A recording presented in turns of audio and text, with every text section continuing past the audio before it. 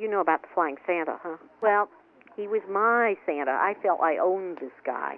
When Ed Snow had first started doing this, we were some of the first recipients. We were over at Cuttyhunk.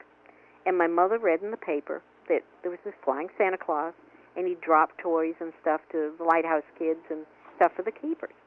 So she wrote him and said, you know, my little girl and everything, and would you drop her a doll? At the time, I had like 2 dolls. I had this terrible old red-haired doll that the scalp was falling off of and everything, and I had this other doll. And when my mother said, got a flying Santa Claus coming, and he's going to come over in a plane and throw you a present, he wrote me and said he would bring you a doll. Well, this was about like November. So every single day, every time I saw a plane, I thought, oh, is that it? Is that it? And, you know, I'm sure my parents were sorry they told me. So when the big day arrived, Cuttyhunk is loaded with boulders on the west end of the island. So he came and he flew over and he circled and everything, and everybody's excited.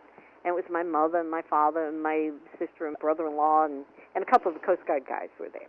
So we were all going to look for the package because he told us to be alert. He'd drop a couple of packages, and sometimes they fall in crevices or out in the sea. Well, the first package did fall in the pond. So my father rode out and got it. So he made another circle, which meant number 2's coming down. So it landed on the land, but it landed on the boulder. Well, we all waved goodbye to him, you know, get in the house and everything, and we opened it up. Had all this stuff in there, books, newspapers, and cigars and cigarettes and candy. And in this one package, the one that fell on the rock, was my doll. And to top it off, it was a little black doll. Well, I was fascinated. I had never even seen a black person at this time. And here was this little black doll, all broken to pieces. And I said, that's my doll? That's my doll? And I said, look at it. I said, it's in pieces. So I cried myself to sleep that night, and Dad said, don't worry, Seamond, don't worry, I'll fix it up. Well, he wired it back together, and I had this doll for years. And I remember one of the eyeballs fell out, and Dad put one of these little seashells in it and painted an eye on it, and it looked cross-eyed. This doll was so decrepit, but, you know, I loved it because it was a special present. And I always kept a Band-Aid on its head. It was so broken up and everything.